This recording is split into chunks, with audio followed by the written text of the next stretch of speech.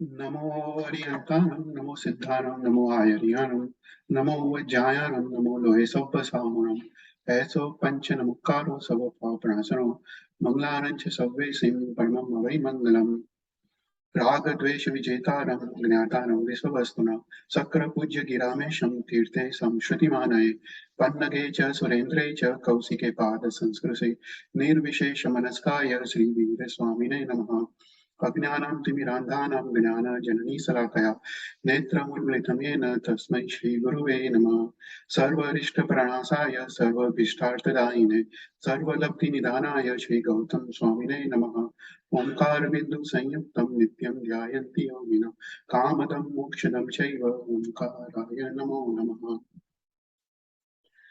तो welcome to 23rd class of सूत्र earth and रहस्य और ये भक्तामर का 5th क्लास है।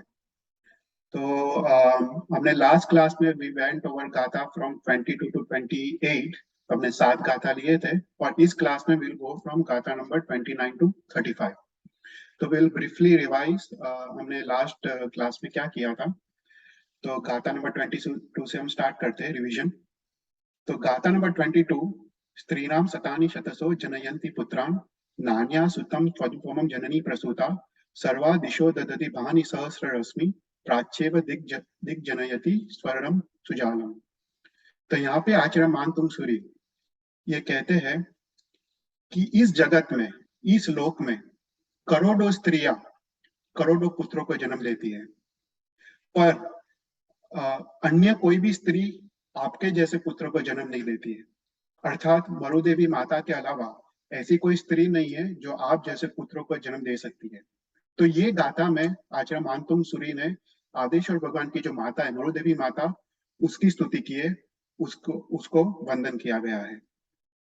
तो यहाँ पे आचार्य मानतुंग सूरी कहते हैं कि जैसे सर्व दिशाएं नक्षत्रों और तारों को धारण करती है, पर देव दीप्यमान सूर्य को मात्र पूर्व दिशा ही उत्पन्न कर सकती है, तो उसी प्रकार से करोड़ों स्त्रियां करोड़ों पुत्रों को जन्म दे सकती है, पर एकमात्र मरुदेवी माता ऐसी माता है जो आप जैसे पुत्रों को जन्म दे सकती है।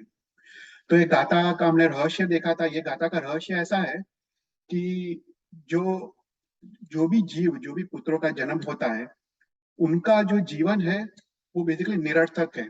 वो अपना पूरा जीवन आहार निहार मौज शौक में वो लोग व्यतीत करते हैं और उनका जो अनंत भोग का भ्रमण है वो फिर भी चालू रहता है। पर आदिश्वर भगवान एक ऐसे पुत्र है, ऐसे जीव है जिसने मोह रूपी अंधकार का नाश किया। इस अवसर्पिणी काल में जो मोक्ष मार्ग जो बंद था उसको खोला और वो मोक्ष मार्ग को पकड़ के अनंत असंख्य पाद परंपरा तक असंख्य जीव वो मोक्ष में गए। तो आदिश्वर भगवान का जब जन्म होता है तब वो 3 ज्ञान से वो युक्त होते हैं। जो आदि पुत्रों का जन्म होता है आदि लोक का, वो सभी 2 ज्ञान मति और श्रुति ज्ञान होते हैं, पर जब भगवान का जन्म होता है तब मति श्रुत्य और अवधि ज्ञान होते हैं।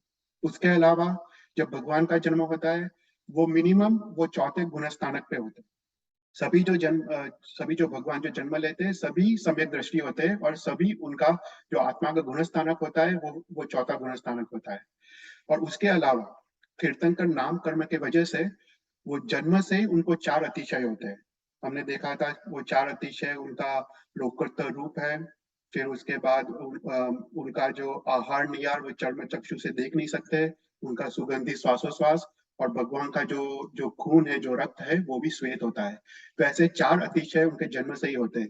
तो ऐसे 3 ज्ञान और 4 अतिशय वाले पुत्रों को जन्म सिर्फ माता मरुदेवी दे सकती है। तो यहाँ पे माता मरुदेवी माता का गुणगान किया है। फिर उसके बाद गाथा नंबर 23, त्वामा मनंती मुनय परमं पुमाश मादित्य वर्ण मुमलम तमसः परस्तात् त्वामेव सम्यक उपलभ्य जयंती मृत्युम नान्य शिव शिव पदस्य मुनीन्द्र पंथा। तो यहाँ पे एक अद्भुत गाथा है। यहाँ पे आचार्य मानतुंग सूरी मोक्ष का मार्ग दिखा रहे हैं कि मोक्ष का सबसे सरल मार्ग क्या है, मोक्ष मोक्ष का सबसे प्रशस्त मार्ग क्या है। तो यहाँ पे कहते हैं कि हे मुनिंद्र, जो जो मुनि भगवंत है वो आपको परम पुरुष मानते हैं। आपको परम पुरुष इसलिए इसलिए मानते हैं कि आप सूर्य जैसे तेजस्वी हो। आदित्य मतलब सूर्य जैसे तेजस्वी हो। तुमने सभी घातिक कर्म का नाश करके केवल ज्ञान प्रकट किया है। आप निर्मल हो। ममलम मतलब आप निर्मल हो। निर्मल मतलब जिसने 18 दोषों का नाश किया है। हमने लास्ट टाइम देखे थे कि कौन से 18 दोष होते हैं। जिसने 18 दोष का नाश किया है और जिसने अज्ञान और मोह रूपी अंधकार का नाश किया है, तो इसलिए आप परम पुरुष हो। और जो भी जीव आपका सम्यक भावपूर्वक, भक्ति भावपूर्वक जो जो आपका शरण लेता है, वो मृत्यु को जीत लेता है। और नान्य शिव शिव पदस्य मुनिंद्र पंथा, ये बहुत पावरफुल लाइन है। यहाँ पे आचार्य मानतुरी कहते हैं कि भगवान की भक्ति के अलावा इस संसार में ऐसा कोई सरल, ऐसा कोई प्रशस्त, ऐसा कोई भी निरुपद्रव मार्ग और कोई नहीं है। तो मैं लास्ट टाइम देखा था कि मोक्ष के जाने के काफी मार्ग है, राइट। कोई ज्ञान का अभ्यास करता है, कोई तपश्चर्या करता है, कोई अन्य क्रिया करता है, या कोई भगवान की भक्ति करता है। तो ज्ञान और तप में क्या प्रॉब्लम है कि उसमें अहंकार आता है। जो ज्ञानी होता है उनको जनरली अहंकार से बचना बहुत मुश्किल है। वो सोचता है मैं ज्ञानी हूँ। सिमिलरली जो तप करता है उसको भी अहंकार आता है। उसको लगता है कि मैं तपस्वी हूँ। पर भक्ति ऐसा मार्ग है जिसमें अहंकार नहीं आता है, क्योंकि भक्ति में मात्र विनम्रता है, मात्र भगवान के चरणों में समर्पण है। तो ऐसा सरल मार्ग भक्ति के, भगवान की भक्ति के अलावा और कोई नहीं है। तो यहाँ पे एक अद्भुत बात की है। फिर गाथा नंबर 24, त्वाम वयम विभुम चिंतयम असम खमाद्यम ब्रह्मानमीश्वर मनंग मनंग केतुम योगीश्वर विदित योग अनेकमेकम ज्ञान स्वरूप ममलम प्रवदंती संत। ये एक अद्भुत गाथा है। इसमें भगवान के 16 विशेषणों द्वारा भगवान की स्तुति की है। तो यहाँ पे बोलते हैं कि जो भी सत्पुरुष है, वो सत्पुरुष आपकी 16 विशेषणों के साथ आपकी स्तुति करता है। और ये 16 विशेषणों अगर हम समझे, तभी हम भगवान का स्वरूप समझ सकते हैं और तभी हमको आनंद प्राप्त होता है। प्रवदंती संत मतलब हमको एक आनंद की अनुभूति होती है। तो भगवान कैसे है? तो बोलते हैं भगवान अव्यय है। अव्यय मतलब जिसने आत्मा की उच्च अवस्था प्राप्त की हो, अभी आत्मा का विकास संपूर्ण रूप से प्राप्त किया हो, अभी आत्मा में कोई भी चय और उपचय की क्रिया नहीं है, उसको अव्यय कहते हैं। फिर भगवान कैसे? विभु। विभु मतलब ऐश्वर्य युक्त। भगवान 8 प्रतिहार्य और 34 अतिशय युक्त है। अचिंत्य मतलब कोई भी भगवान की चिंतन नहीं कर सकते। भगवान का गुण अनंत है और एक गुण की ऊंडाई और गहराई भी अनंत है। भगवान कैसे? असंख्य मतलब असंख्य लोग भगवान का गुणगान करते हैं और भगवान का भक्ति भाव करते हैं। आद्य मतलब भगवान युग की आदि में हुए। आदिनाथ भगवान सबसे पहले तीर्थंकर है, इसलिए आद्य है। ब्रह्मा, भगवान कैसे है कि जिसने मोक्ष मार्ग की रचना की है, मोक्ष मार्ग की स्थापना की है, या धर्म धर्म की प्ररूपणा की है, तो भगवान ब्रह्मा है। ईश्वर, जो भी भगवान देवेंद्र से पूजित है, इसलिए भगवान ईश्वर है। अनंत है, जिसने मृत्यु को अंत ला लिया हो, इसलिए भगवान अनंत है। अनंग केतु, जिसने काम वासना को जीत लिया हो, उसको अनंग केतु। योगीश्वर, जिसने योग में ईश्वर अर्थात जिसने योगों को भी जीत लिया हो, जिसने सहयोगी केवली से अयोगी केवली प्राप्त किया है। विदित योग मतलब जिसने योग को जाना है और योग की प्ररूपणा की है। तो भगवान अष्टांग जो योग है, हमने आई थिंक काफी क्लास के पहले अष्टांग योग की बात की थी, जो यम नियम आसन प्राणायाम आदि जो अष्टांग योग है, अष्टांग योग की भगवान प्ररूपणा करते हैं। और भगवान अनेक है, वो गुण पर्याय से अनेक है, और भगवान एक है, द्रव्य से एक है। और ज्ञान स्वरूप मतलब भगवान केवल ज्ञानी है, घाती कर्म का नाश किया है। और ममलम मतलब भगवान निर्मल है, जिसने 18 दोष का नाश किया है। तो ये 16 विशेषणों द्वारा ये गाथा में भगवान की स्तुति की है। उसके बाद 25th गाथा, बुद्धस्तमेव विपुधार्चित बुद्धि बोधात् त्वं संकरोसि भुवनत्रय संकरत्वात् धातासि धीर शिव मार्ग विधेर विधानात् व्यक्तम त्वमेव भगवान पुरुषोत्तमोसि। ये एक अद्भुत गाथा है। ये वन ऑफ माय फेवरेट गाथा है। इसमें आचार्य मानतुंग सूरी कहते हैं कि हे भगवान, आप आप बुद्ध हो। बुद्ध मतलब ज्ञानी। तो आपने इस संसार में अनंत काल के, अनंत द्रव्य के, अनंत गुण पर्याय का आप पे ज्ञान है, या समस्त पदार्थों का, समस्त वस्तु समूह का आपको ज्ञान है, इसलिए आप बुद्ध हो। फिर बोलते हैं भगवान आप ही शंकर हो। शंकर मतलब जो दूसरों को सुख देना है। भगवान अपने धर्म की देशना द्वारा और धर्म के परूपणा द्वारा लोगों को दुर्गति से बचा के सदगति में स्थापित करते हैं। इसलिए सही अर्थ में भगवान लोगों को सुख देना है, भगवान शंकर है। फिर भगवान ब्रह्मा है। भगवान ब्रह्मा कैसे है कि भगवान ने ही मोक्ष मार्ग की स्थापना की है और मोक्ष मार्ग का प्रवर्तना की है, और भगवान ही उत्तम पुरुष है, मतलब पुरुषोत्तम है। तो यहाँ पे आचार्य मानतुंगसुरी कहते हैं कि जो भी बुद्ध, शंकर, ब्रह्मा और विष्णु है, वो सही अर्थ में अपने नाम के हिसाब से गुण के धारक नहीं है। जो बुद्ध है उनका ज्ञान विभंग ज्ञान है, मिथ्या ज्ञान है। जो शंकर है वो वो तो जीवों का संहार करते हैं, तो वो सुख कैसे दे सकते हैं। जो ब्रह्मा है उसमें हिंसक हिंसक यज्ञ और आदि का वेदों में उसकी प्ररूपणा है। तो कोई भी जीव की हिंसा से मोक्ष मार्ग कैसे मिल सकता है। और बोलते हैं कि जो विष्णु है वो तो मायावी है और कपटी है, वो स्त्रियों के संग से सहित है। तो बोलते हैं जो बुद्ध, शंकर, विष्णु और महेश है, वो अपने नाम के हिसाब से गुण के धारक नहीं है, पर हे भगवान, आप ही बुद्ध हो, आप ही शंकर हो, आप ही ब्रह्मा हो, और आप ही सही अर्थ में विष्णु हो। तो यहाँ पे एक अद्भुत बात की है। फिर गाथा नंबर 26। तुभ्यम नमः शिवनाथि हराय नाथ, तुभ्यम नमः सिद्धितलामल भूषणाय, तुभ्यम नमः श्री जगत परमेश्वराय, तुभ्यम नमो जिन भवदधिशोषणाय। ये एक बहुत पॉपुलर गाथा है, हम लोग सब देरासर में ये गाथा जनरली बोलते हैं।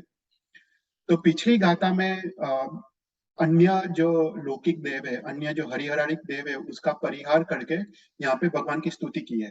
तो यहाँ पे 4 विशेषणों द्वारा भगवान की स्तुति की है।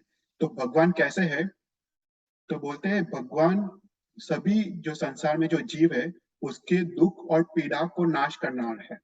जो अपने जो बाह्य और अभ्यंतर जो दुख है, वो दुख को वो नाश करना है। फिर शीतित लाम मतलब भूषण आया, मतलब क्षितित मतलब पृथ्वी, तल मतलब पाताल, और अमल मतलब स्वर्ग।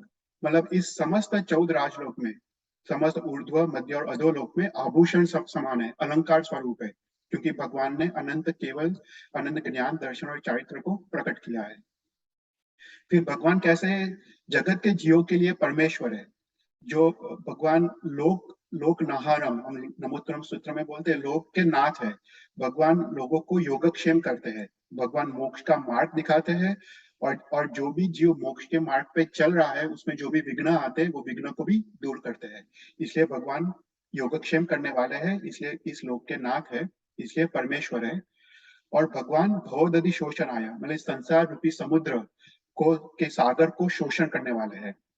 जो भी जीव भगवान की आज्ञा का पालन करता है, वो उसका भव समुद्र का शोषण होता है और उसको अंत में मोक्ष की प्राप्ति होती है। तो इस 4 विशेषणों द्वारा यहाँ पे भगवान की स्तुति की गई है। गाथा नंबर 27 में, को विस्मयोत्र यदि नाम गुणैर्दर्शेसि, स्वम संसरितो निर्वकाशतया मनीष, दोषैरुपात विविधासुर जात गर्वै, सपनांतरेऽपि न कदाचित् अपेक्षितोऽसि। तो यहाँ पे काफी अच्छी बात की है। यहाँ पे बोलते हैं कि संसार में, इस लोक में जो भी गुण है, राइट, जो भी हमको क्षमा, वैराग्य, समता आदि जो भी गुण दिखाई दे रहे हैं, वो सभी गुणों ने पहले तो इस गुणों ने संसार में भ्रमण किया और अन्य लौकिक और हरिहर देव को आश्रय लेने की कोशिश की, पर ये गुणों को कहीं पे भी आश्रय नहीं मिला। तो हे भगवान, ये सभी गुणों को आपका आश्रय मिला, इसमें कोई भी आश्चर्य नहीं है। फिर कहते हैं कि जैसे सभी सभी गुणों का आपका आश्रय मिला, उसी प्रकार जो राग, द्वेष, शोक, संताप, भय आदि जो दोष है, वो दोष ने भी संसार में परिभ्रमण किया, पर ये दोषों को जगह जगह पे आश्रय मिल गया। उसको लौकिक देव में आश्रय मिला, उसको हम में आश्रय मिला। तो ये आश्रय मिलके ये दोषों ने गर्व किया, और ये दोषों ने स्वप्न में भी आपकी तरफ दृष्टि नहीं की है, तो इसमें कोई आश्चर्य नहीं है।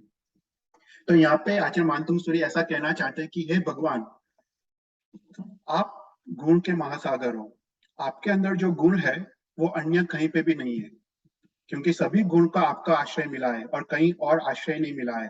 तो आप में जो गुण है वो अन्य कोई भी देव देवियों में ऐसे गुण नहीं है, और और आप में एक भी दोष नहीं है, क्योंकि ये दोषों ने आपकी तरफ स्वप्न में भी आपकी तरफ दृष्टि नहीं की है। तो ये गाथा का रहस्य ऐसा है कि हमारे में, राइट, हमने निगोद से लेके आज तक जो भी हमने जर्नी की है, उसमें हम सभी दोषों से भरे हुए हैं। अब हमारे में सभी 18 के 18 दोष हैं, और ये दोषों को पाके हमने ये दोषों पे गर्व किया है, और इसलिए हमने कभी भी भगवान को सम्यक दृष्टि से हमने देखा नहीं है। अर्थात अपने अपने अपना अपना जो आत्मा का जो नीच स्वभाव है, वो नीच स्वभाव को, हमने परमात्मा दशा को, अपने नीच स्वभाव को कभी हमने सम्यक रूप से अपने उसकी तरफ दृष्टि नहीं की है। तो इसमें कोई आश्चर्य नहीं है। और फिर गाथा नंबर 28। तो गाथा नंबर 28 से भगवान के गुणों की स्तुति स्टार्ट होती है।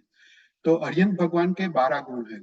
अगर किसी को पता हो तो 8 गुण है वो प्रतिहार्य है, और जो दूसरे 4 गुण है वो उसके अतिशय है, जो पूजा अतिशय, ज्ञान अतिशय, वाचना अतिशय और अपायगमन अतिशय, जो हमने लोक सूत्र में देखा था। तो भगवान के टोटल 12 गुण है, उसमें 8 प्रतिहार्य है। उसमें से पहले प्रतिहार्य का वर्णन ये 28 गाथा से शुरू हो रहा है। तो पहला जो प्रतिहार्य है वो अशोक वृक्ष है, जो हमने लास्ट टाइम ये गाथा हमने देखी थी। तो ये जो 28th गाथा है, उच्चैर शोक तरु संस्कृत मून्मयूख माभाति रूप ममलम भवतो नितांतम स्पष्टो लसत किरण मस्त तमो वितानम बिंबम रवेरिव पयोधर पार्श्ववर्ती। तो यहाँ पे भगवान का पहला प्रतिहार्य का वर्णन किया गया है। तो ये एक क्वेश्चन जनरली होता है कि भगवान के जो 8 प्रतिहार्य है वो भगवान के गुण कैसे है, भगवान के गुण कैसे हो सकते हैं। तो उसका आंसर ऐसा है कि जो 8 प्रतिहार्य है वो भगवान के महिमा को प्रकट करता है, इसलिए इसलिए ये 8 प्रतिहार्य भी भगवान के गुण है। तो पहला जो प्रतिहार्य है वो अशोक वृक्ष है। तो भगवान जब समोसरण में बैठे हैं, और समोसरण में वो अशोक वृक्ष के नीचे सिंहासन पर बैठे हैं, उसका भाव चित्र यहाँ पे आचार्य मातुंग सूरी अपने अपने सामने खड़ा कर रहे हैं। तो हम उसको इमेजिन कर पाए कि वो कैसा दृश्य होगा। तो बोलते कि ऊंचे अशोक वृक्ष के नीचे भगवान बैठे हैं।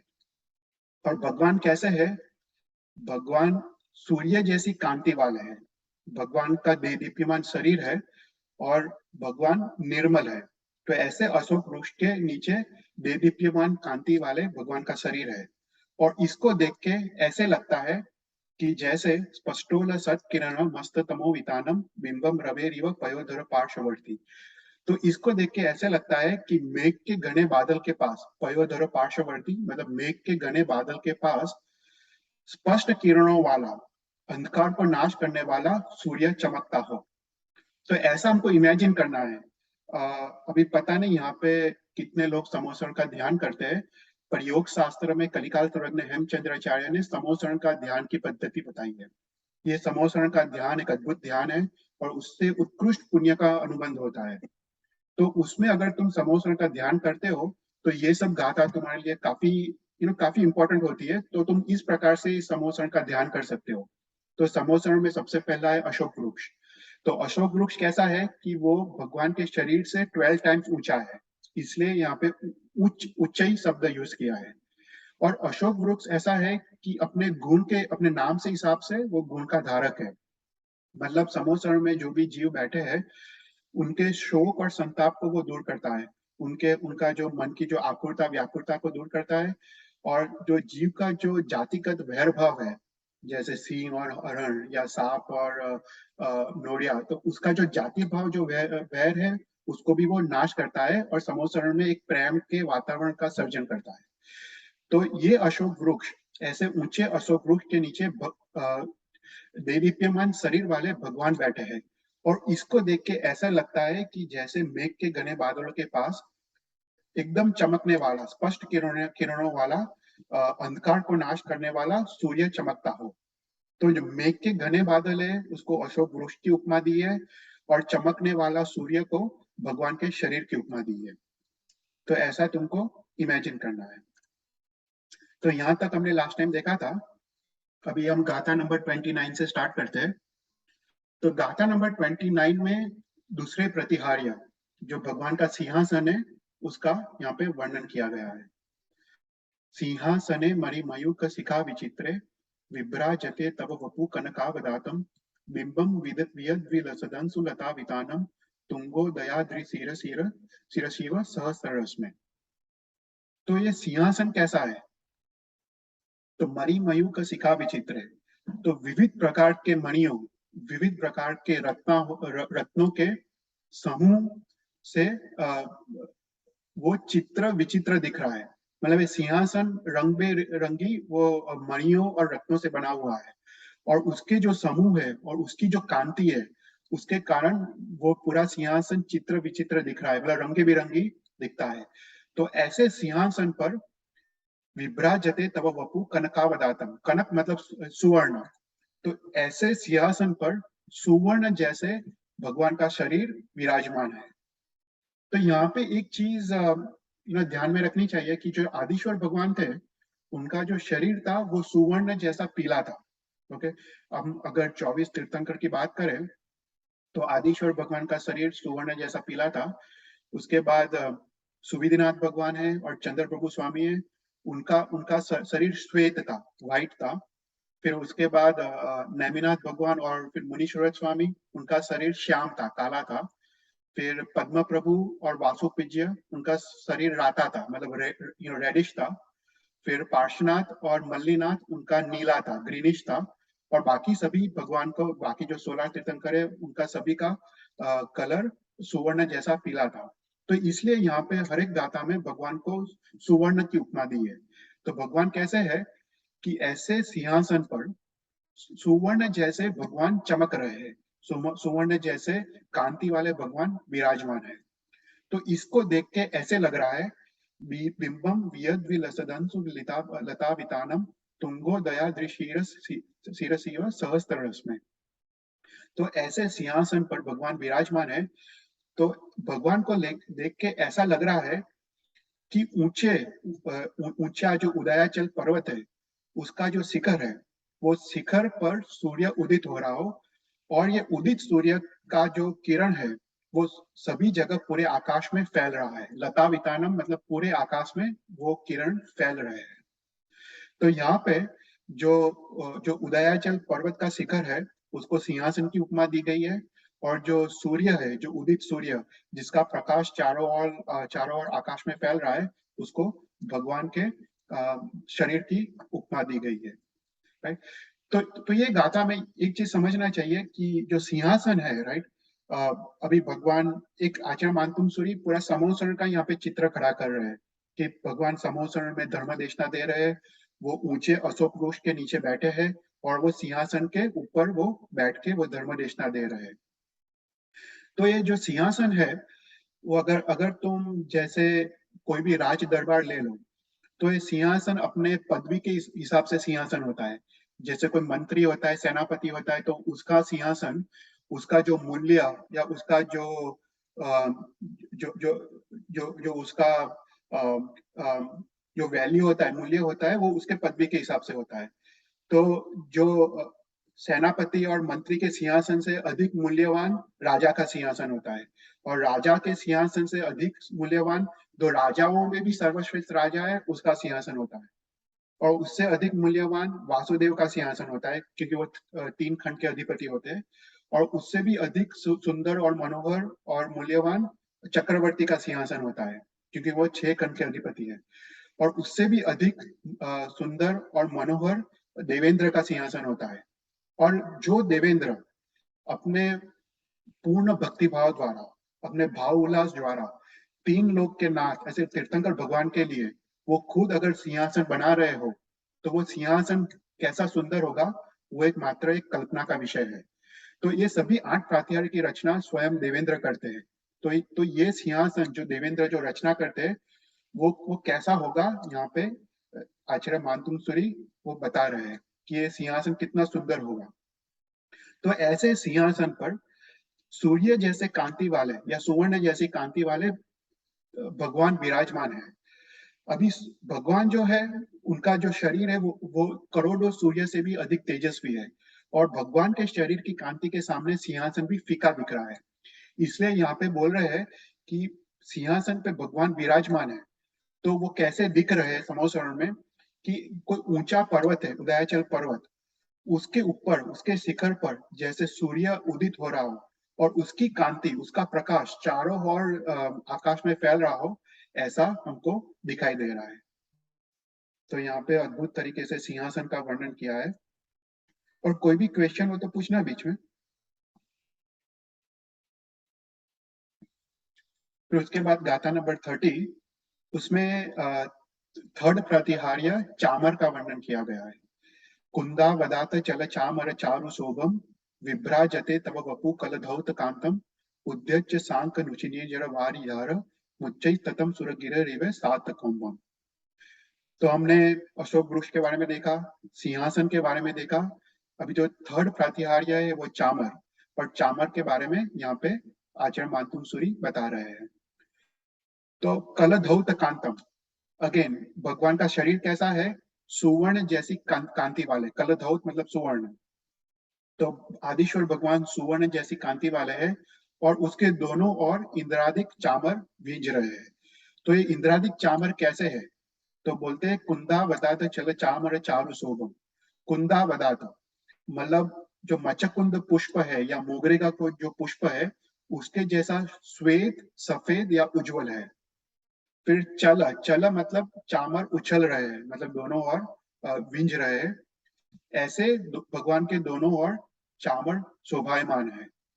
तो बीच में भगवान का सुवर्ण जैसी कांति वाला शरीर है और भगवान के दोनों ओर सफेद और उज्जवल मोगरे के पुष्प जैसे चामर विंज रहे हैं। तो इसको देख के ऐसा लग रहा है, उद्यच्च शांत नुचिनी जर वारी धार मुच्चै ततम सुरगिर रेव सात कौम्बम।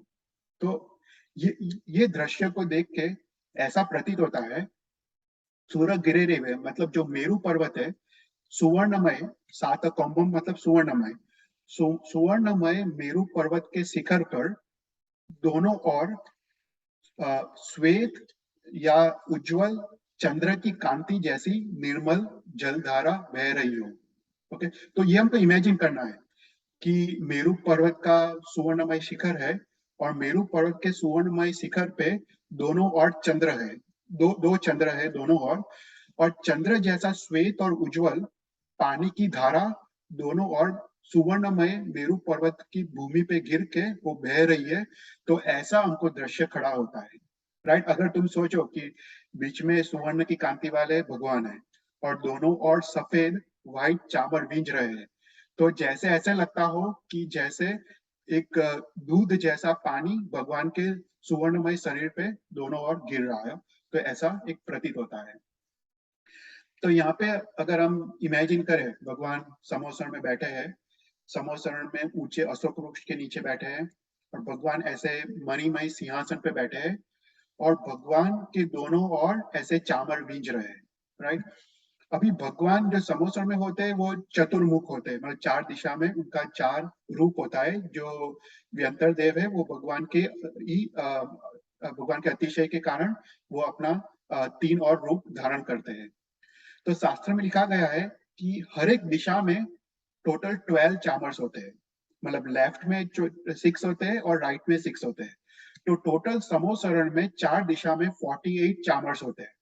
ओके, तो अपने श्वेतंबर मूर्ति पूजक में 48 चामर्स का विधान आता है, पर दिगंबरों में 64 चामर्स बोलते हैं। तो हर एक दिशा में 16 कहा गया है, पर अपने में 12 कहा गया है। तुम जो भी ले लो, पर टोटल 48 या 64 चामर टोटल है और हर एक दिशा में 12 या 16 चामर होते हैं।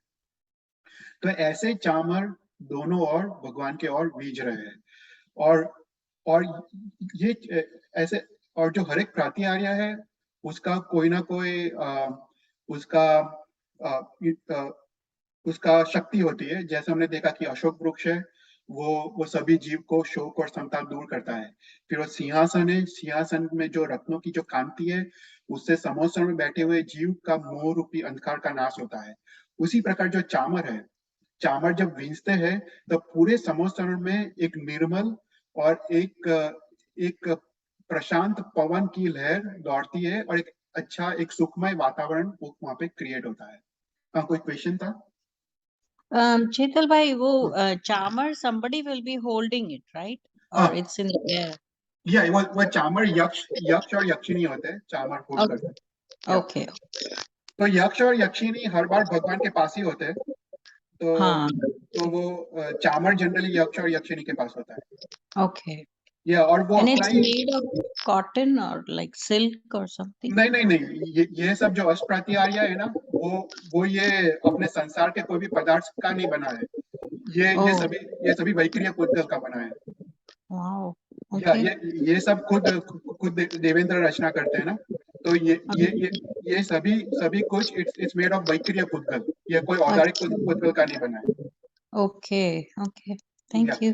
पर हम लोग उसका रेप्लिकेट करते हैं, and we try our best. यहाँ पे अपने पास जो भी सामग्री है उस हिसाब से हम लोग चामर की रचना करते हैं।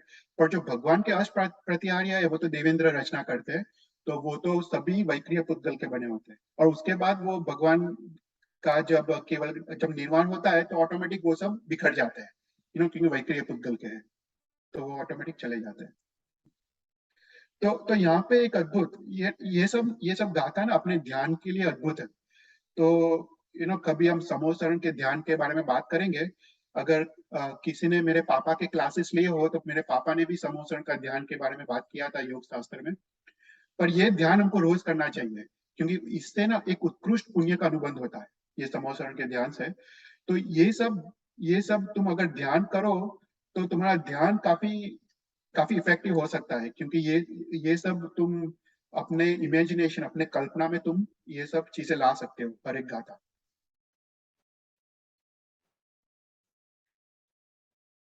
फिर गाथा नंबर 31।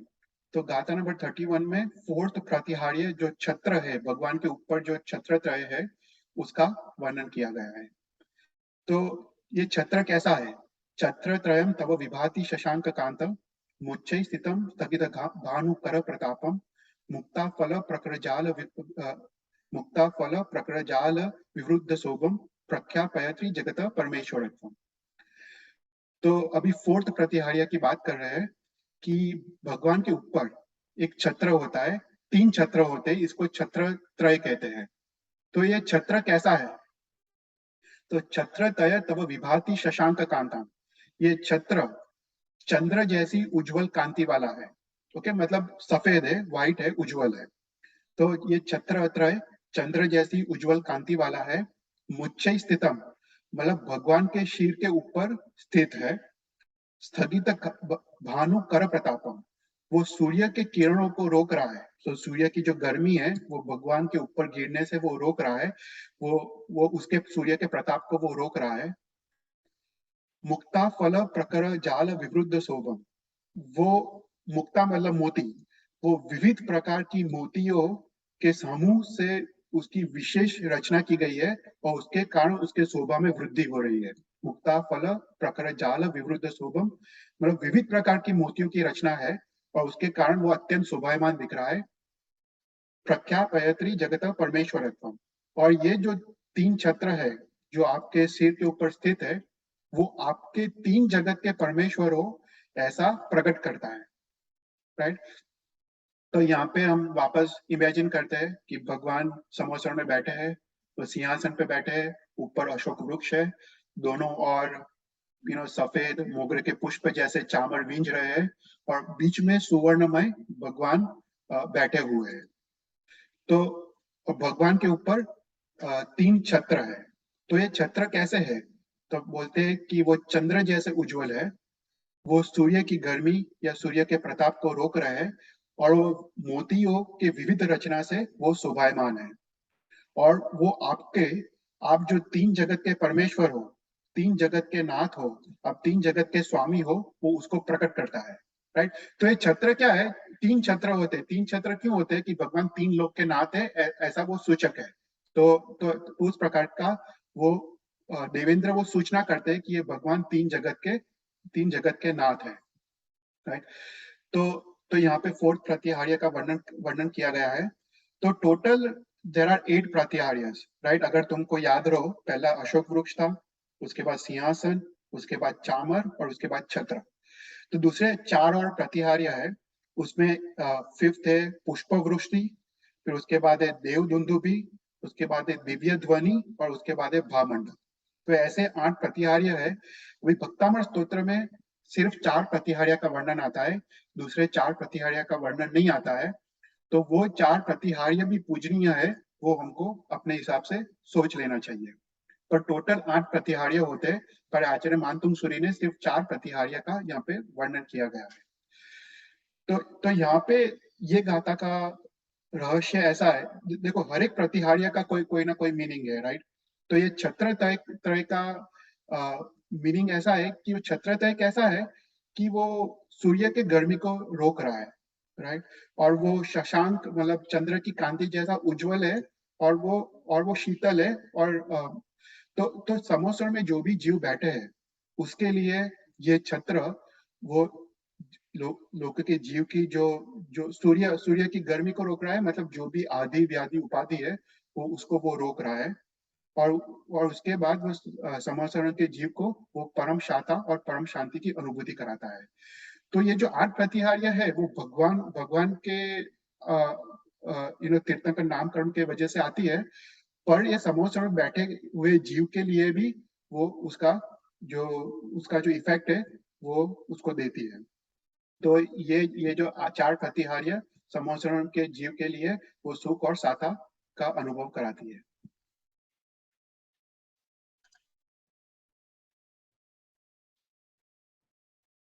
तो गाथा नंबर 32। उन्नीन्द्र है मनव पंकज पुंज कांति, पर्युल्ल सन्न कमयूक शिखाभिरामो, पादौ पदानि तव यत्र जिनेन्द्र दत्त, पद्मानि तत्र विबुधा परिकल्पयन्ति। तो अभी समोसरण में भगवान का वर्णन करने के बाद अभी आचार्य मानतुंग सूरी भगवान के विहार समय का वर्णन कर रहे हैं कि भगवान जब विहार करते हैं तब कैसा दृश्य होता है। तो कहते हैं कि भगवान जब विहार करते हैं, भगवान के चरण कमल के नीचे देवेंद्र या देवता है वो सुवर्ण के कमल की रचना करते हैं। तो वे सुवर्ण कमल कैसे है उसका यहाँ पे वर्णन है। तो उन्निंद्र है मनव पंकज पुंज कांति। उन्निंद्र मतलब जो विक्स्वर सुवर्ण के कमल के समूह की कांति। उन्निंद्र है मनव पंकज पुंज कांति मतलब जो विकस्वर मतलब कंप्लीटली खिले हुए जो सुवर्ण के कमल है उसका समूह और उसकी कांति। पर्युल्ल सन्न कमयुग शिखा विरामो। पर्युल्ल मतलब उसकी कांति चारों ओर प्रसर रही है, और उसके साथ नकमयूक शिखा विरामो। उसके साथ जो भगवान के जो नख है, जो नाखून है, जो 10 नख है, उससे जो किरणों की श्रेणी निकल रही है, जो सुवर्ण के कमल की कांति प्लस उसके ऊपर भगवान के नख से जो किरणों की श्रेणी निकल रही है वो मिक्स होती है और एक प्रकार का मनोहर और सुंदर वो एक वातावरण, एक दृश्य क्रिएट करती है। तो बोलते हैं पादो पदानी तव यत्र जिनेन्द्र दत्त, पद्मानी तत्र विबुधा परिकल्पयन्ति। मतलब जहां जहां भगवान के पैर पड़ते हैं वहां पर देवेंद्र भगवान के चरण कमल के नीचे ऐसे सुवर्ण कमल की रचना करते हैं। तो यहाँ पे भगवान के विहार समय का वर्णन आ रहा है कि भगवान विहार कर रहे हैं, और हमको सोचना चाहिए कि विहार के समय भी भगवान के दोनों ओर चामर चलते होते हैं, भगवान के सिर के ऊपर छत्र होता है, भगवान के पुष्प वृष्टि भी होता है, भगवान के साथ साथ आकाश में सिंहासन भी चलता होता है और अशोक वृक्ष भी चलता होता है। जो भगवान के 8 प्रतिहार्य है वो भगवान के साथ ही होते हैं, विहार समय के समय भी भगवान के साथ होते हैं। पर विहार समय में एक और घटना बनती है कि जहां जहां भगवान अपने पैर रखते हैं वहां पे जो देवता है वो भगवान के चरण कमल के नीचे ऐसे सुवर्ण कमल की रचना करते हैं। तो टोटल 9 सुवर्ण के कमल होते हैं। तो 2 पैर के नीचे 2 सुवर्ण कमल होते हैं और भगवान के पीछे 7 और सुवर्ण कमल होते हैं। जब भगवान अपना पैर उठाते हैं आगे बढ़ाने के लिए, तो पीछे के 2 सुवर्ण कमल देवता आगे लेके आते हैं और उसका परावर्तन करते हैं, उसको नवीन जैसा बनाते हैं और वापस भगवान के पैर के नीचे रखते हैं। इसलिए यहाँ पे कहा है उन्निंद्र है मनम पंकज, मतलब वो नवीन जैसा वापस नया जैसा बनाते हैं। तो सुवर्ण के कमल तो वो के वो होते हैं, पर हर बार भगवान पैर रखते हैं, हर बार देवेंद्र उसका उसका परावर्तन करते हैं, वापस नया जैसा बनाते हैं और उसके बाद भगवान के पैर के नीचे रखते हैं। तो ऐसा एक अद्भुत दृश्य क्रिएट होता है। और ये सुवर्ण के कमल की कांति और उसके ऊपर भगवान के जो नख है और नख की श्रेणी से जो रक्त लाल जो कांति निकल रही है वो दोनों मिक्स होती है और और वातावरण में एक अद्भुत एक वातावरण वो एक दृश्य क्रिएट करती है। तो वो हमको सोचना है। तो यहाँ पे ये जो सुवर्ण के कमल है, जो कमल है उसका रहस्य ऐसा है कि जब देवता है भगवान के चरण कमल के नीचे ये सुवर्ण के कमल रखते हैं तो वो जगत के जीवों को ऐसा बोध दे रहे हैं कि ये भगवान सभी जीवों के लिए एक एक आलम्बन रूप है, राइट। और एक कमल एक ऐसी ऐसी चीज है ना, कमल का रहस्य ऐसा है कि वो निर्लेपता का प्रतीक है, राइट। तो कमल वो हमने देखा था कि वो कादव कीचड़ में होता है, पर वो कादव कीचड़ से उठ के वो अलिप्त रह सकता है। तो ये कमल एक ज्ञाता दृष्टा भाव का वो एक प्रतीक है। अभी हम कभी ज्ञाता दृष्टा भाव के बारे में कभी बात करेंगे, पर वो निश्चय नए का टॉपिक है कि ज्ञाता भाव और दृष्टा भाव क्या। तो एक ये कमल है ना, वो ज्ञाता दृष्टा भाव का प्रतीक है। और ज्ञाता दृष्टा भाव से ही अपना मोक्ष मार्ग है बेसिकली। तो ये कमल रखने का रहस्य वो है कि हमको एक सूचना दे रहे देवेंद्र कि हम एक समर्पण का प्रतीक है, एक भक्ति भाव का भी प्रतीक है। और हमको एक सूचना दे रहे हैं कि कमल जैसा हमको निर्लेप रहना चाहिए और संसार के प्रति उदासीन रहना चाहिए, तभी हमारा मोक्ष हो सकता है। तो ऐसी हमको एक सूचना भी दे रहे हैं। कोई क्वेश्चंस?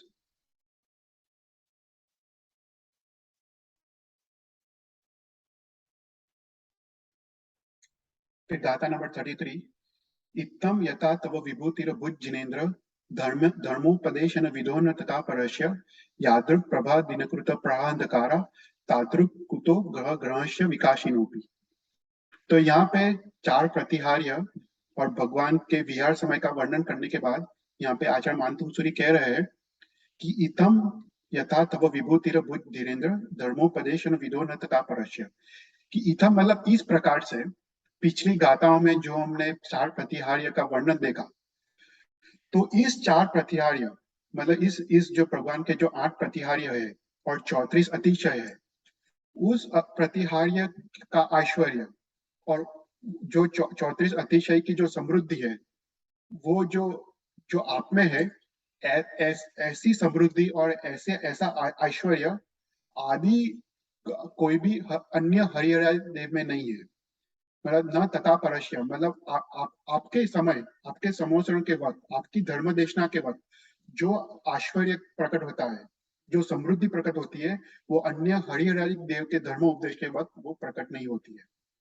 तो बोलते हैं जी की जैसे यादृक प्रभा दिनकृत प्रांधकारा तादृक कुतो ग्रह गणस्य विकाशिनो, कि जैसे कि सूर्य सूर्य जैसे अंधकार का नाश करता है, ऐसा जो ग्रह का कुतो ग्रह गणस्य विकाशिनो, ऐसा ग्रह का समूह जैसे शुक्र है, गुरु है, शनि है, ऐसा जो ग्रह का समूह और उसकी जो कांति है वो वो वो सूर्य जैसी कांति या सूर्य जैसा अंधकार का नाश नहीं कर सकती है। तो यहाँ पे एक अद्भुत बात की है कि यहाँ पे जब जब भगवान हम थोड़ा बैक जाते हैं, जब भगवान का तीर्थंकर नाम कर्म की वजह से जब भगवान को जब केवल ज्ञान उत्पन्न होता है, तब देवता ये समोसरण की रचना करते हैं। तो समोसरण की रचना से पूर्व सबसे पहले क्या होता है, तो 1 योजन भूमि तक जो वायु कुमार देवता है वो भूमि को अष्ट संवत वायु से वो साफ करता है।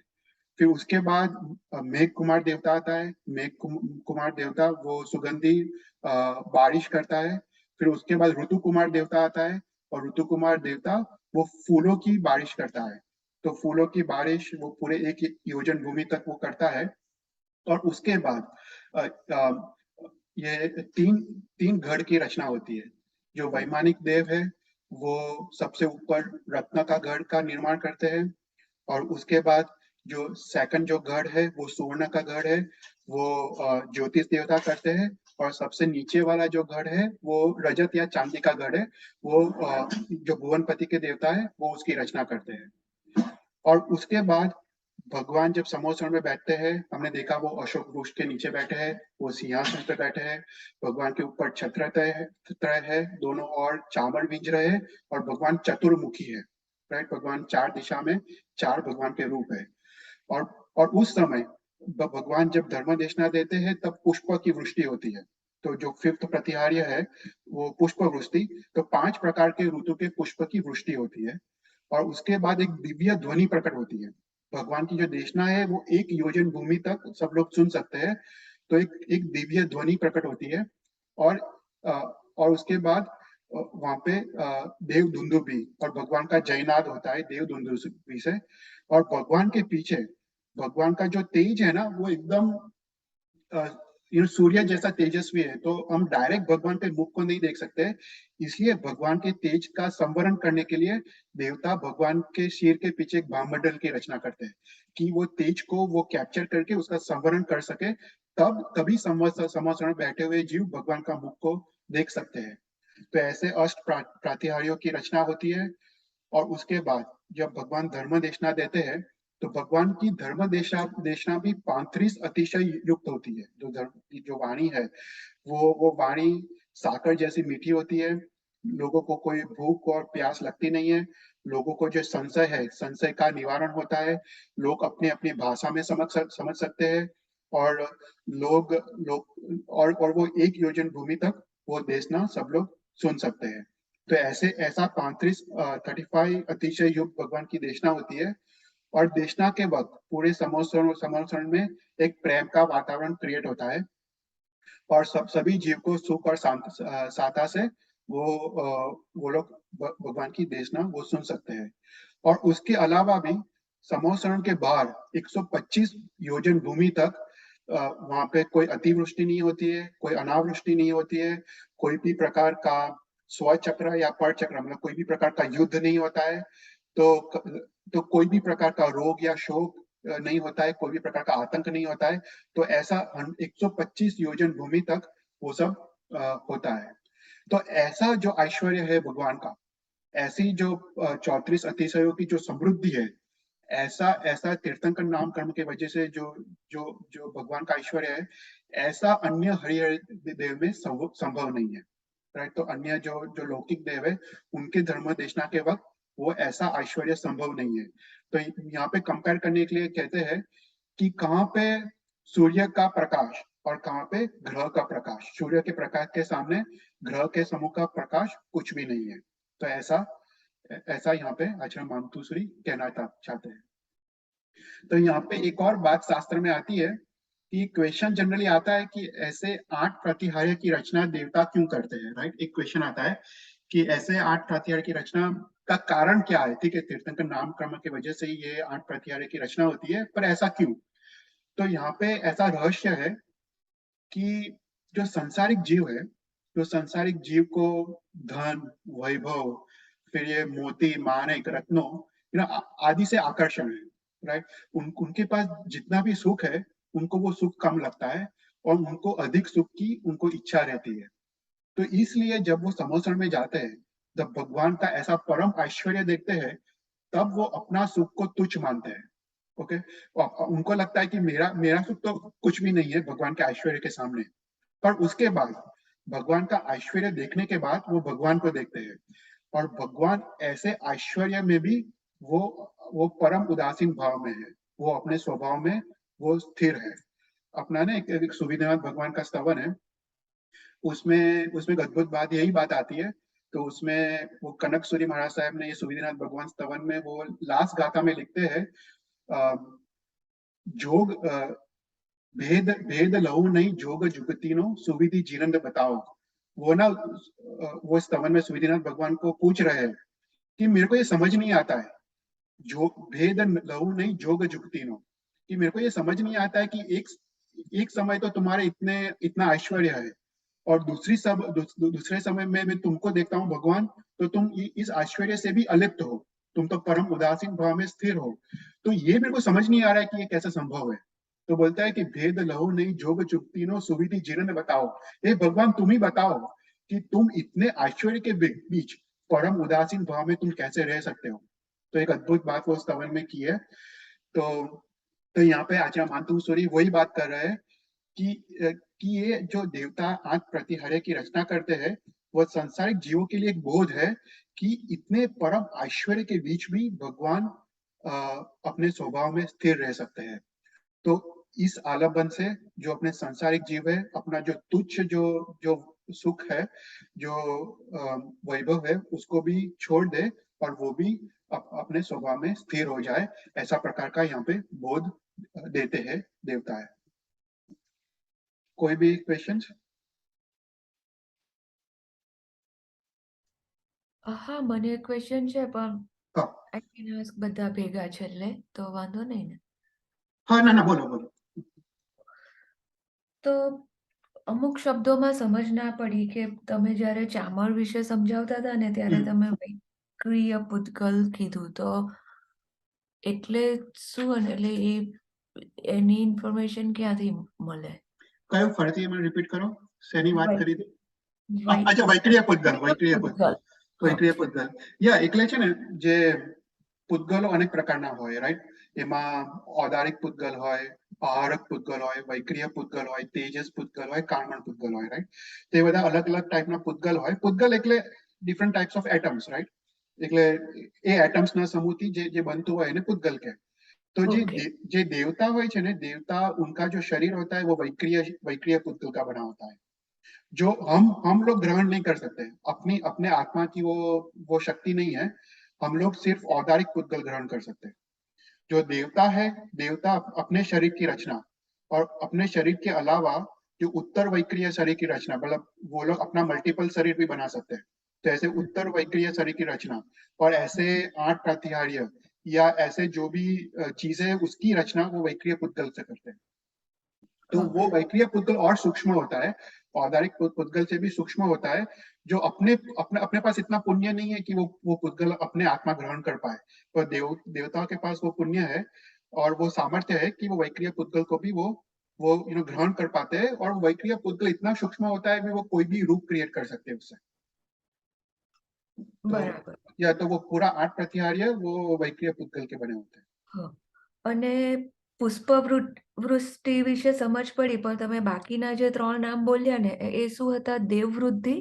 ना ओके, पुष्पवृष्टि बराबर, પછી उसके बाद देव दुंदुभी। जब भगवान जब देशना देते हैं ना, तो देव दुंदुभी से वो जयनाद होता है, राइट? બરાબર. वो अनाउंसमेंट होता है, भगवान का जय जयकार होता है, वो है देव दुंदुभी। फिर दिव्य ध्वनि मतलब म्यूजिक। भगवान जब देशना देते हैं ना, वो मालकोंस राग में देशना देते हैं, राइट? तो वो जो दिव्य ध्वनि, जो बैकग्राउंड जो म्यूजिक होता है ना, वो भी वो देवता देते हैं भगवान के देशना के वक्त। બરાબર. तो वो दिव्य ध्वनि है। और लास्ट है भावमंडल। भावमंडल मतलब जो હા, सिर એ के તમે સમજાવ્યું. હા. हाँ, तो वो भावमंडल है। અને હા, તો તમે કીધું કે એ લાઈક અશોક વૃક્ષ તો બહુ જ વિશાળ છે, રાઈટ? તો પછી આ જે 3 છત્ર હોય એ ભગવાનના મસ્તક ઉપર પણ સ્ટીલ અશોક વૃક્ષની નીચે. राइट, हाँ, अशोक वृक्ष के नीचे। હા, અને એકની ઉપર એક 3 એવી રીતે. एक के ऊपर एक 3, इसलिए हम देरासर में भी एक के ऊपर एक 3 रखते हैं भगवान के ऊपर। હા. ઓકે, હા. અને પેલી 26મી ગાથાનું કેમ મહત્વ બહુ છે? नहीं, वो सिर्फ पॉपुलर है, लोग काफी बोलते हैं वो गाथा। ऐसे तो सभी गाथा महत्व उतना ही है, पर वो अद्भुत गाथा है, राइट? वो एक अच्छी गाथा है कि भगवान के 4 विशेषणों का वर्णन है, राइट, उसमें। तो इसलिए एक अच्छी गाथा है, उसमें भाव आता है वो गाथा बोलते બરાબર. समय। અને લાસ્ટ ક્વેશ્ચન કે તમે જે કીધું ને કે પેલા વ્યંતર દેવતાઓ આવે અને એમના રૂપ લે, રાઈટ? તો એક સમજ ના પડી કે તો પછી હવે ભગવાન દેશના આપતા હોય તો એક જ ભગવાન તમને દેશના આપતા જણાય? જે આ તમે કીધું કે એમનો દિવ્ય ધ્વનિ હોય એ રાગમાં દેશના આપતા હોય, તો એ લોકો પછી એ દેવતાઓ એમની વિદ્યાથી એ બધું પણ કોપી કરે કે ના, બધું જ કોપી થાય, બધું જ કોપી થાય। It's exact same replica. मतलब ઇટ્સ લાઈક અત્યારે આપણે જેમ एवरीथिंग પ્રોજેક્ટ करता હોય एग्जैक्टली या सेम मूवमेंट, मतलब एवरी मूवमेंट, मतलब जो समोसर में बैठे हुए जो जीव है ना, उनको हाँ ना, उनको अगर डायरेक्शन का पता नहीं हो तो उनको वो भी पता नहीं चलेगा कि सही में भगवान कहाँ पे है, वो उनको पता नहीं चलेगा। अगर उनको पूर्व दिशा अगर वो पता नहीं हो कि कहाँ पे है, तो by just looking at the four वो भगवान का रूप, हाँ दे कैन नॉट डिस्टिंग्विश कि कौन से सही भगवान है और कौन से उनकी रेप्लिका है, they can not distinguish.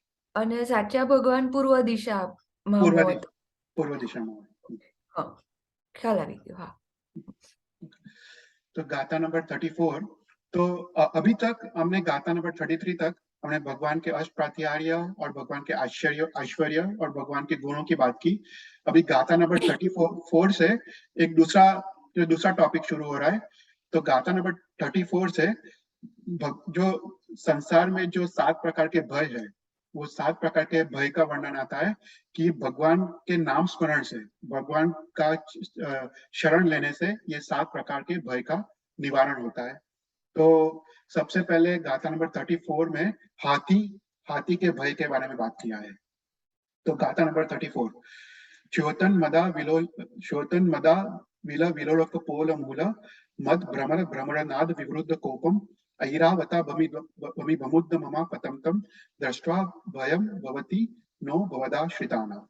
Okay, तो यहाँ पे गाथा नंबर 34 में आचार्य मानतुंग सूरी ये कहना चाहते हैं कि भगवान के नाम स्मरण से, या जो भी जीव भगवान का अंतर के सद्भाव पूर्वक भगवान का शरण लेता है, उसके जीवन में 7 प्रकार के भय उसको रहते नहीं है। तो सबसे पहला भय है हाथी का भय। तो ये हाथी कैसा है? तो बोलते हैं च्योतन मदा विलोलोक पोल मूल। तो हाथी उसके उसका जो गंधस्थल है, हाथी का गंधस्थल, उससे मद झड़ रहा है। और मद, उसके गंधस्तर जो उसका जो फोरहेड है उसको गंधस्तर बोलते हैं, और उसके गंधस्तर से वो मद झड़ रहा है। और मद झड़ने के कारण उसका पूरा शरीर वो मद से व्याप्त है। और ऐसा हाथी वो विलोलोक पोलो मूला, मतलब वो चंचल हुआ है, वो चपर हुआ है। फिर कहते हैं मत भ्रमद भ्रमणनाद विवृत कोपम। तो वो मद जो झड़ रहा है उसको पीने के लिए उन्मत्त और मदोमंत भ्रमर आए हुए हैं। और भ्रमर के झंकार से वो हाथी कोपायमान या क्रोधित हुआ है। राइट, तो हमको ये इमेजिन करना है कि एक हाथी है, हाथी के गंधस्तर से मद झड़ रहा है, और मद झड़ने के कारण वो चंचल हुआ है। और ऐसे हाथी के गंधस्तर में जो भ्रमर है, वो भ्रमर ऐसे उन्मत्त और मदोमंत ऐसे भ्रमर वो मद को पीने के लिए आए हैं। और उसके झंकार से, उसके जो आवाज से वो हाथी क्रोधायमान और कोपित हुआ है। ऐरावता भमि भमि भमुद्ध तमा पतंतम। तो ऐसा ऐरावत जैसा हाथी, मतलब ऐसा बड़ा हाथी अपने ऊपर, अपने तरफ उद्यत मतलब अशिक्षित या अविवेकी या पागल होके अपने तरफ आ रहा है। ओके, तो ऐसा हाथी है। तो दृष्ट्वा भयम भवति नो भवदाश्रितानाम। तो ऐसा हाथी को देख के भी आपके आश्रितों को भय नहीं लगता है। राइट, तो यहाँ पे एक अद्भुत बात की है। तो यहाँ पे आचार्य मानतुंग सूरी कहते हैं कि पहले तो हाथी का वर्णन करते हैं कि ये हाथी कैसा है। राइट, तो बोलते हैं कि जिसके गंधस्तर से मद झड़ रहा हो। अभी हाथी के 7 जगह से मद झड़ता होता है। एक गंधस्तर होता है, 2 आंख होती है, सूंड होता है, उसकी गुदा होती है, और मड होता है। तो ऐसे 7 क्षेत्र से वो मद झड़ रहा होता है। तो ऐसे मद हाथी के गंधस्तर से झड़ रहा है, और उसको पीने के लिए भ्रमर आए हुए हैं। और ये भ्रमर के झंकार से वो हाथी अत्यंत क्रोधायमान और क्रोधित हुआ है। और वो अत्यंत बड़ा हाथी, ऐरावत जैसा बड़ा हाथी, वो पागल बनकर तेजी से अपने ओर आ रहा है। और ऐसे हाथी को अपने ओर आते हुए देख के भी आपके आश्रितों को भय नहीं लगता है। राइट, तो यहाँ पे एक अद्भुत बात की है कि भगवान के नाम स्मरण से जो भी जीव भगवान का शरण लेता है, उसको हाथी का भय से भी मुक्ति मिलती है। तो ये चीज यहाँ पे बात करनी चाहिए कि भय कितने प्रकार के हैं। हमने लघु शांति स्तोत्र में बात किया था, अगर किसी को याद हो, सलीला नल विश्व विषधर दुष्टक राज रोकरण भय था। अगर किसी को वो गाथा याद हो, तो वो लघु शांति में 7 प्रकार के भय का वर्णन किया है। राइट, एक फायर के भय का, एक पानी के भय का, एक पशुओं के जैसे हाथी जैसे पशुओं का भय का, फिर उसके बाद चोर के भय का, युद्ध के भय का, मृत्यु के भय का, रोग के भय का, राइट। तो उस प्रकार से 7 प्रकार के भय का वर्णन हमने लघु शांति स्तोत्र में किया था। तो अपने में ऐसा लिखा गया है कि अपना धर्म की जो शुरुआत है ना, वो बड़ा निर्भयता से होती है। अपना सबसे बड़ा गुण निर्भयता है। इसलिए ना हम नमोतुरम स्तोत्र में सबसे पहले भगवान को अभय दयानम कहा है। बाकी चक्कु दयानम, मग दयाम, शरण दयाम, बोहि दयाम वो सब बाद में आता है। सबसे पहले भगवान से क्या मांगते हैं? हे भगवान तुम उनको अभय दो, उनको निर्भयता दो, क्योंकि धर्म की शुरुआत ही निर्भयता से होती है। अगर हम भय से भयभीत हो तो अपना जो मन है, मन को भी हम मन को भी हम स्टेडी नहीं कर पाएंगे। तो इसलिए सबसे ज्यादा इंपॉर्टेंस हमारा निर्भयता में है। तो इसलिए सबसे पहले नमोतुरम स्तोत्र में भी क्या मांगा है कि हे भगवान तुम हमको पहले अभय दो, और अभय देने के बाद चक्कु दयाम, चक्कु मतलब हमको श्रद्धा दो, फिर उसका मग दयाम मतलब मार्ग दो, और फिर शरण दयाम मतलब मार्ग में जो भी विघ्न आए उससे तुम दूर करो, और फिर बोधि मतलब फिर सम्यक दर्शन की प्राप्ति है। तो ये स्टेप्स है। तो सबसे पहले हमारी धर्म की शुरुआत निर्भयता से होती है। हमारे में आता है राइट, क्षमा वीर्यस्य भूषणम। अपना धर्म वीरों का धर्म है, राइट। अपना अपना धर्म कोई ऐसे लोग नहीं कर सकते, और जब तक हमारे में निर्भयता नहीं हो तब हम अपना धर्म हम अच्छी तरह कर नहीं सकते। तो तो यहाँ पे आचार्य मानतुंग से कह रहे हैं कि ऐसा महाभयानक हाथी, तो अर्थात ऐसा विकट परिस्थिति आए संसार में, तो उस समय जो भी जीव आपका शरण लेता है तो ऐसे विकट परिस्थिति से भी उसको मुक्ति मिलती है।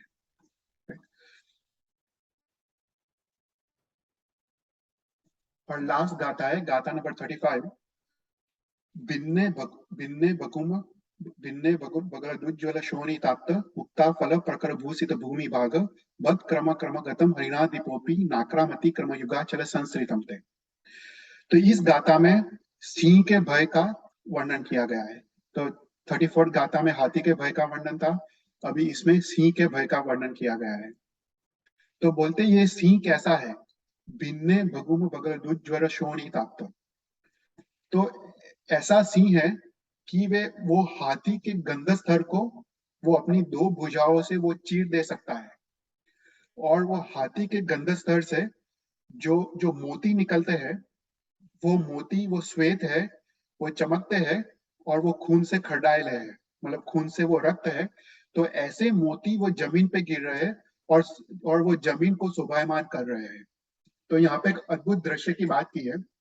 तो ये सिंह कैसा है? तो बोलते एक सिंह अत्यंत पराक्रमी है कि वो हाथी के गंधस्थल पे वो छलांग मार के वो ऊपर चढ़ सकता है, और अपने 2 भुजाओं से उसके गंधस्थल को वो चीर दे सकता है, और उसके गंधस्थल से जो मोती निकलते हैं वो श्वेत है, वो रक्त से खरडाए हुए है, और ऐसे मोती जब जमीन पे गिरते हैं वो जमीन भी शोभायमान दिखती है। तो ऐसा सिंह जो महापराक्रमी है, तो बोलते हैं बद क्रमगतम हरिणाधिपोपी नाक्रामति क्रम युगाचल संसृतम थे। तो ऐसा सिंह, हरिणाधिपोपी मतलब पशुओं का स्वामी अर्थात सिंह। हरिणाधिपोपी मतलब जो भी पशु, जो एनिमल किंगडम है, पशुओं का स्वामी अर्थात सिंह।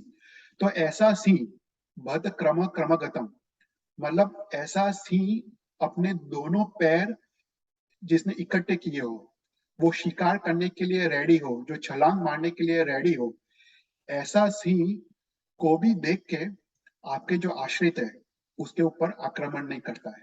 नाक्रामति क्रम युगाचल संश्रीरम थे, मतलब आपके जो चरण युगल है उसको जो आश्रय लेता है, ऐसा सिंह भी उसके ऊपर आक्रमण नहीं कर सकता है। अर्थात यहाँ पे आचार्य मानतुंग से कह रहा है कि अगर ऐसा बलवान पराक्रमी सिंह, हिंसक सिंह अगर आपके आश्रितों पे आक्रमण नहीं कर सकता हो, तो अन्य पशुओं तो आपके ऊपर आक्रमण कैसे कर सकते हैं, राइट। तो यहाँ पे बात किया है कि ये सिंह कैसा है, राइट। तो सिंह अत्यंत पराक्रमी है, अत्यंत ताकतवर है। वो वो इतना ताकतवर है कि वो हाथी के गंधस्थल पे वो छलांग मार के उसको चीर दे के अंदर से मोती जड़ते हैं। अभी वो समझना चाहिए कि हर एक हाथी के गंधस्थल से मोती जड़ते नहीं है। जो भद्र जाति के हाथी होते हैं ना, वही उसके उसके गंधर स्तर से ही मोती निकलते हैं। अभी जो भद्र जाति के हाथी होते हैं वो अत्यंत ताकतवर और बलवान होते हैं, तो ऐसे अत्यंत ताकतवर और बलवान हाथी को भी ये सिंह इजीली परास्त कर दे सकता है। तो ऐसा सिंह अपने अपने ऊपर आक्रमण करने के लिए तैयार है। वो अपनी उसकी जो शरीर की रचना है वो उसने ऐसी तैयार की है कि उसने दो पैर इकट्ठे किए हुए हैं और वो अपने ऊपर आक्रमण करने के लिए तैयार है। और ऐसा सिंह को देख के अगर जो भी आपके आश्रित है वो आपका सिर्फ नाम स्मरण करे तो ऐसा सिंह भी आपके ऊपर आक्रमण नहीं करता है। तो यहाँ पे सिंह का भय के निवारण की बात की है। तो शास्त्र में अपनी जो महिमावंत जो कथा है तो उसमें ना एक कथा ये सिंह की भी आती है कि जब एक सेठ जंगल से पास होते होते तब तब उनका एक सिंह का सामना होता है। तब ये भक्तामृत की 35th गाथा को स्मरण करते हैं। तो उसके बाद वो सिंह वो शांत हो जाता है, वश में हो जाता है और सिंह को भी जाति स्मरण ज्ञान प्राप्त होता है। तो ये बहुत पॉपुलर अपने में महिमावंत कथा में आती है। तो यहाँ पे हम 35 गाथा का अर्थ देख के अभी हम will look at some short story. तो हम पहले गाथा नंबर 33 के बारे में एक स्टोरी देखते हैं। तो ये गाथा नंबर 33 है। तो ये हमने देखी थी कि हम ये स्टोरीज आज से 700 या 8 इयर्स पहले इसकी रचना की थी। तो ये सब सत्य कथा पे आधारित ये सब स्टोरीज है। तो गाथा नंबर 33 पे ये स्टोरी है कि गुर्जर देश में धवलपुर नाम का एक नगर था जो हाल में धोरका नाम से प्रसिद्ध है। अगर किसी को धोरका पता हो, कलिकुन पार्श्वनाथ, तो उसके वो नगर के बारे में ये स्टोरी है। तो इस गांव में एक श्रावक था, उसका नाम था जिनहाक और वो निर्धन था और उसके कारण वो घी, कपास, अनाज आदि बेच के अपना आजीवन चलाता था। तो एक दिन नगर में 9 अंकी टीकाकार आचार्य अभय देव सूरी पधारे। क्योंकि अभी लोगों को पता होगा आचार्य अभय देव सूरी जिसने 9 अंकी टीका रची है। उनका उपकार इतना बड़ा है कि कहते हैं कि अगर आचार्य अभय देव सूरी ने 9 अंकी टीका न रची हो तो हमको आज 9 अंग के बारे में हमको कुछ भी समझ नहीं आता, क्योंकि वो इतने टफ है। उन्होंने टीका रची तभी हमको ये 9 अंग हमको भी समझ में आता है। तो इनका उपकार अद्भुत है। तो एक दिन नगर में 9 अंकी टीकाकार आचार्य अभय देव सूरी पधारे। उनको वंदन करने के लिए वो उपाश्रय गया और उसने गुरु वंदन किया और बैठा और गुरु महाराज ने उसको कहा कि जिसको धर्म पर श्रद्धा हो और लंबे समय तक उसको धर्म पे श्रद्धा हो और वो श्रद्धा भी आदरणीय हो, उसके घर को लक्ष्मी कैसे छोड़ के जा सकती है। तो ये सुन के जिनहाक ने कहा कि हे भगवान, मैं अपना पूरा समय अपने पेट के निर्वाह के लिए मैं काम करना पड़ता है, तब धर्म करने में कैसे संभव है। गुरुदेव ने कहा कि तू कलिकुन पार्श्वनाथ प्रभु का मंत्र और भक्तामृत स्तोत्र की तू आराधना कर और वो नित्य तू आराधना कर। जिनहाक ने गुरु वचन पर श्रद्धा रखी और उनके कहने अनुसार कलिकुन पार्श्वनाथ भगवान की पूजा, मंत्र और भक्तामृत स्तोत्र का वो नित्य स्मरण करने लगा। एक दिन जिनहाक कोई कार्य प्रसंग से वो बाहरगाम गया, तब वह रात्रि को भक्तामृत स्तोत्र की 33 गाथा 33 पद्य का विशिष्ट स्मरण कर रहा था। तब एक देवी प्रकट हुई। वह देवी ने कहा, हे भद्रे, तू पार्श्वनाथ भगवान और ऋषभदेव भगवान के स्मरण कर रहा है और इसके कारण मेरी स्वामिनी चक्रेश्वरी देवी तेरे पे प्रसन्न हुई है और तेरे लिए एक रत्न भेजा है। यह रत्न को तू अपने भुजा पे बांधना और इससे सर्व को तू वश में कर पाएगा। यह कहकर वो देवी अदृश्य हो गई। जिनहाक ने वह रत्न अपने भुजा पे बांधा और वह घर जाने के लिए निकल पड़ा।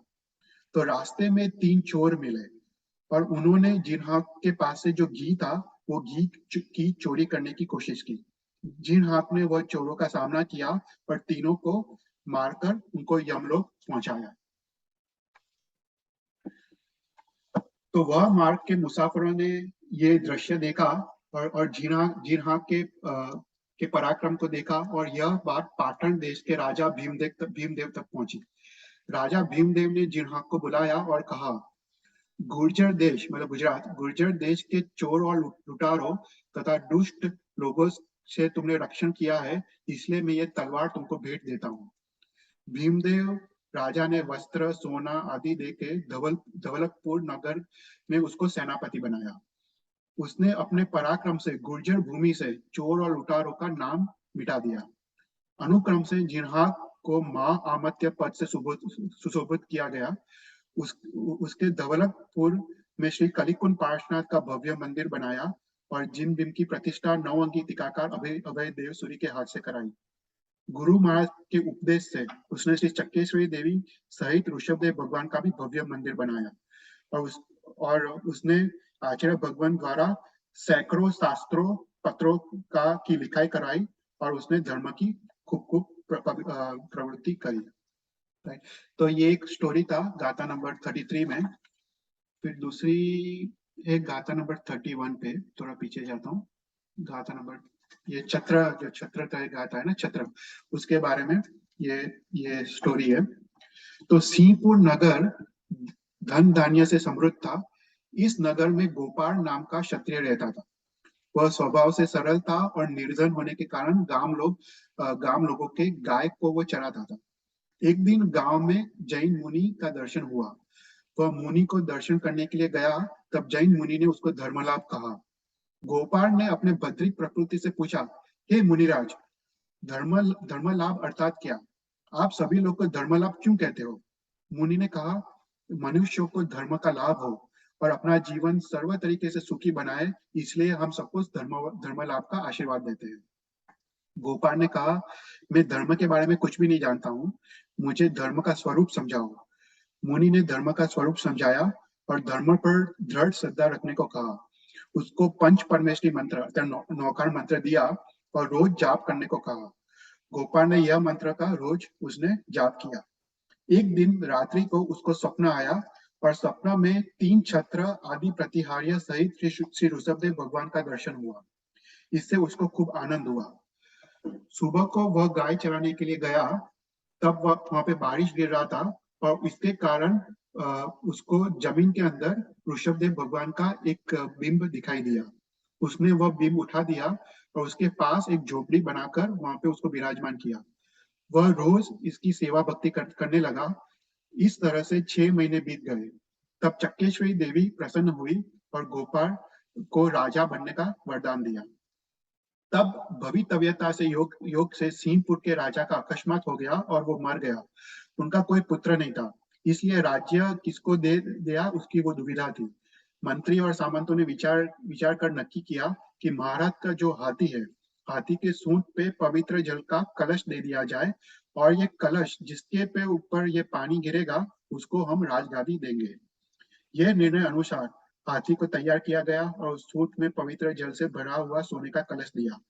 हाथी घूमते घूमते नगर के बाहर आया और जहाँ पे गोपाल था वहां पे वो आया और वहां पे वो गोपाल के सिर पे वो मस्तक का अभिषेक करता है और उसके बाद वो हाथी वो गोपाल को उठा के अपने कुंभ स्तर पर उसको बिठाता है। मंत्री और सामंतों ने उसका राजा के रूप में स्वीकार किया और उसका जय जयकार किया और तो जो धूमधाम से उसका राज्य अभिषेक किया। तो यह राज्य देव कृपा से मिला होने के कारण उसका नाम देवदत्त रखा गया। तो उसने मंत्रियों के सलाह अनुसार उसने राज्य और उसने कारोबार चलाया। इस प्रकार से जो राज्य चलाया और जो राज्य में जो सामंत थे उसको ये बात उनको मंजूर नहीं थी कि एक गाय चराने वाला को राज्य मिले। उन्होंने अपना लश्कर तैयार किया और उसने सिंहपुर पे आक्रमण करने का उन्होंने विचार किया। सामंतों ने सोचा कि ये नया राजा अपने बलवान लश्कर के सामने वो कैसे टिक पाएगा, हम उसको पदभ्रष्ट करके हम उसको राज्य छीन लेते हैं और राज्य का कब्जा वापस ले लेते हैं। इस योजना के अनुसार सिंह को ऊपर चढ़ाई हुई। देवदत्त को पता चला तो उसने भक्तामर स्तोत्र की 31st गाथा का उसने स्मरण किया और श्री चक्केश्वरी देवी प्रसन्न हुई और कहा, हे वत्स, तू हिम्मत से इस आक्रमण का सामना कर और तेरे को जरूर विजय प्राप्त होगा। देवदत्त ने सामना किया और देवी सहाय से शत्रु सैन्य को स्तंभित कर दिया गया और देवदत्त को विजय प्राप्त हुआ। शत्रु सामंतों ने देवदत्त से क्षमा मांगी। फिर तो देवदत्त ने अपने भुजा बल से अन्य कई राजाओं को परास्त किया और उसको मंडली पद प्राप्त हुआ। उसने ऋषभदेव भगवान का भव्य जिनालय बनाया, अपने जीवन को उसने सार्थक किया। तो ये 31st गाथा के बारे में स्टोरी था। और एक लास्ट स्टोरी हम 35th गाथा के बारे में लेते हैं। ऐसे हर एक गाथा के बारे में स्टोरी है, पर अब मैंने थोड़े इंपॉर्टेंट स्टोरीज मैंने सिलेक्ट किए हैं। तो 35th गाथा के बारे में, जो सिंह का जो लास्ट गाथा है ना, उसके बारे में। तो श्रीपुर नाम का रमणीय नगर था, उसमें देवराज नाम का श्रावक था। भाग्य योग से वह निर्धन था। उसने गुरु के पास नमस्कार मंत्र और भक्तामर स्तोत्र लिया था और वो श्रद्धा पूर्वक वो नित्य पाठ करता था। एक दिन व्यापार के कारण वो अन्य व्यापारियों के साथ साकेतपुर जाने के लिए वो निकला। रास्ते में एक जंगल आया। यह जंगल में सिंह, वाघ, सांप, चीता आदि प्राणियों के कारण वो भयानक बना हुआ था। इस जंगल पसार करने से पूर्व ही वहां पे रात्रि हो गई। सबको चिंता होने लगी कि उन्होंने जंगल में एक स्थान पर उन्होंने पड़ाव डाला। सभी साथीदार चिंतातुर बने। रात को निद्रा भी कैसे आए। सलामती के लिए सबने एक के बाद एक चौकी करने का निर्णय किया। सबसे प्रथम चौकी देवराज की आई। सिंह की भयंकर गर्जना सुनाई दी। सिंह पास में आया। विकराल भयंकर रूप, पीले नेत्रों से युक्त, अति तीक्ष्ण नख वाला, अपने पूंछ को उछालता हुआ वो देवराज के सामने आया। सभी साथियों घबरा के एक के पीछे वो छुपने लगे। देवराज भी घबरा गया और उसने उस समय भक्तामर स्तोत्र की 35th गाथा का उसने स्मरण किया। उसने इस गाथा का स्मरण किया और इस गाथा से ऐसा चमत्कार बना कि इस गाथा के स्मरण से सिंह देवराज के पास आकर वो खड़ा रहा। वह शांत हो गया। उसने सौम्य रूप धारण किया। उसने देवराज के पास आकर वो अपना मस्तक झुकाया और देवराज को उसने नमन किया। देवराज ने अपनी आंखें खोली तो उसके मुख पर कोई भी भय नहीं था। वह स्वस्थ था। पर देवराज ने अपने हाथ ऊंचा करके सिंह को आशीर्वाद दिए और सिंह अपने रास्ते पे वो चला गया। यह देखकर सभी साथियों में आश्चर्य हुआ और देवराज की प्रशंसा करने लगे। देवराज ने कहा, ये कमान तो ऋषभदेव के श्री भक्तामर स्तोत्र का है। उसने सभी को भक्तामर स्तोत्र दिया और सबने भक्तामर स्तोत्र का नित्य पाठ करने का निर्णय लिया। दूसरे दिन सभी लोग साकेतपुर पहुंचे। वहां पे खूब धन कमाकर वो अपने नगरी में वापस आए और अपना पूरा जीवन सुखपूर्वक व्यतीत किया। तो यहाँ पे वो 3rd स्टोरी था, वो सिंह के भय का निवारण के लिए। तो यहाँ पे हम आज का क्लास समाप्त करते हैं। तो कोई भी क्वेश्चंस हो तो यू कैन आस्क।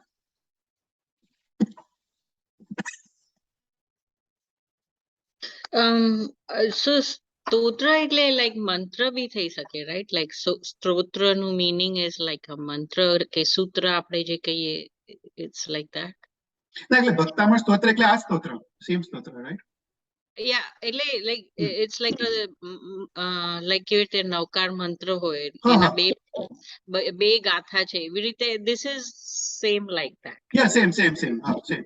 हाँ, ये तो चाहिए। मतलब दिस इज ऑल्सो स्तोत्र, नमस्कार मंत्र भी स्तोत्र है, सब कुछ स्तोत्र है। Okay, because I asked because જે ઓલા છે ને દેવચંદ્ર ચોવીસી हाँ, ને हाँ, हाँ. it is a poem form, right? नहीं, वो तो स्तवन है ना, वो स्तवन है। Okay. या ये भक्तामर ना एक्चुअली तो स्तवन के रूप में लिखा गया है, पर वो स्तोत्र है। उसको इसकी गणना स्तोत्र में की गई है। पर जो जैसे हम चैत्यवन के वक्त जो गाते हैं वो सब स्तवन है। जो देवचंद्र के, यशो विजय, आनंद गण, चौबीसी, वो सब स्तवन है। तो अपने में स्तुति होती है, स्तोत्र होता है, स्तवन होता है, राइट? तो स्तुति मतलब जो शॉर्ट सिर्फ 4 लाइन का जो स्तुति होती है उसको स्तुति कहते हैं। फिर स्तोत्र वो बड़ा होता है, वो आइदर संस्कृत और प्राकृत में होता है, पर स्तवन गुजराती में भी हो सकता है। काफी अपने स्तवन गुजराती में, पर स्तोत्र गुजराती में नहीं होते। स्तोत्र यूजुअली संस्कृत और प्राकृत में होते हैं, प्रोवाइडेड अतिचार जैसा हो किसने ट्रांसलेट किया हो तो गुजराती में है, पर जनरली स्तोत्र प्राकृत या संस्कृत में होते हैं। Okay, thank you. ચૈતલભાઈ, 2 લાઈનનો શ્લોક છે. જે રીતે આપણે ચૈત્યવંદનમાં સકલ કુશલ વલ્લી બોલીએ ને તેવી રીતે અશોક વૃક્ષ સુરપુષ્પ વૃષ્ટિ દિવ્ય ધ્વનિ ચામરમાસનંચ વામંડલમ દુંદુભિરાત પત્રમ સત્પ્રાતિહાર્યાણી જિનેશ્વરાણમ. તો આમાં છે તે તમે આજે બધું હા. સમજાવ્યું ને, એ આમાં બધું આવી જાય બધું છે. આવી જાય. Right, right. હા, સારું છે, હા. સારું છે. હા, એ Yeah, આપણે definitely. સકલ કુશલ વલી બોલીએ ને તેવી રીતે અમે જયારે અચલ કચ્છનું હા, હા. ચૈત્ય વંદન શીખીએ ને હા, તો હા, હા. અશોક વૃક્ષ સુરપુષ્પ વૃષ્ટિ એ પેલું આવે. ઓહ, અચ્છા, અચ્છા, બરાબર, બરાબર. એવું એટલે છે. એટલે આ જે છે ને એ ઓર્ડરમાં નથી. એટલે આમાં પણ છે ને પહેલા અશોક વૃક્ષ લીધું, પછી સિંહાસન લીધું, પછી ચામર લીધું, ને પછી છત્રત્ર લીધું, પણ this is not in order. Right right. એ વખતે એ જે ભક્તિ ભાવપૂર્વક એની ધારામાં જે સ્તોત્રની રચના કરતા હતા એવી રીતે રચના કરતા ગયા, પણ ઇટ્સ નોટ ઇન ઓર્ડર. એ ઓર્ડરમાં નથી. Right right. Okay, thank you. હા, થેન્ક યુ. કોઈ તો એની ચેતલભાઈ આ સંસ્કૃતમાં છે, રાઈટ? આ હા, હા, ભક્તામૃત સ્તોત્ર સંસ્કૃતમાં છે, રાઈટ. તો પ્રાકૃત લેંગ્વેજ શીખી શકાય ખરી? હા, શીખાય ને. આપણા ઘણા ગુરુ ભગવંતો શીખે છે પ્રાકૃત. ઓ Yeah, yeah. કોણ શીખે છે? ઘણા ગુરુ ભગવંતો, આપણા સાધુ ભગવંતો. ઓ ગુરુ ભગવંતો. યા they learn પ્રાકૃત. યા પ્રાકૃત પણ શીખાય. અને તમે કીધું કે તમારા પપ્પા કોઈ ક્લાસ લે છે, તો એ એટલે આવી રીતે સિરીઝ જ હોય છે? હા, એ પપ્પા આગમ વાંચના કરીને લે છે. એ ઘણા વર્ષોથી, 4 વર્ષથી લે છે. હું તમને એમાં એડ કરું છું. એ પપ્પાનું ઘણા વર્ષોથી ચાલે છે. એ ગંધર્વાદ લીધો હતો, અત્યારે આગમ વાંચના પતવાઈ. એટલે હા, એટલે પછી નેક્સ્ટ આઈ થિંક જી વિચાર લેવાના છે નેક્સ્ટ. પણ એટલે પપ્પાનો પણ ક્લાસ સારા ચાલે છે. બસ. હા, બસ એ જ.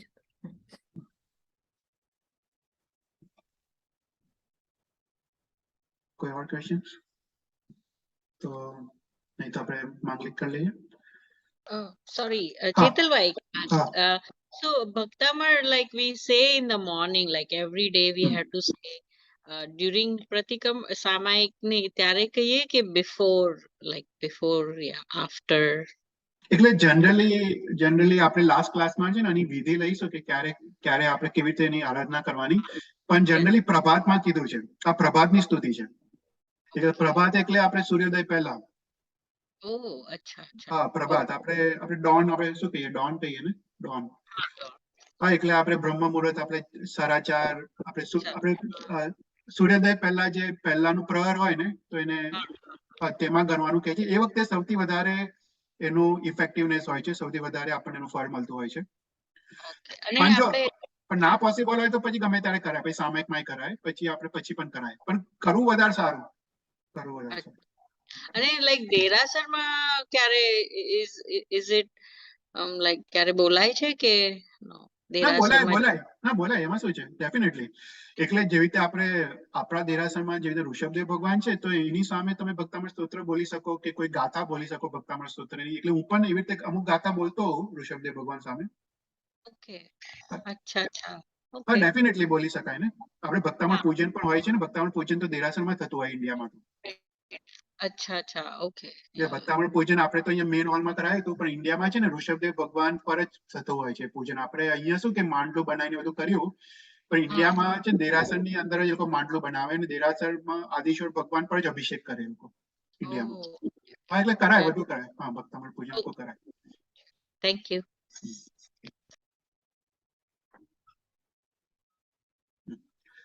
ઓકે, મંગલાચરણ કરીએ.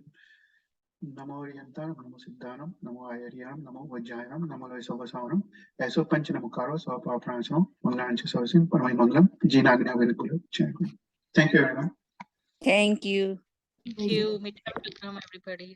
Jai Jinesh.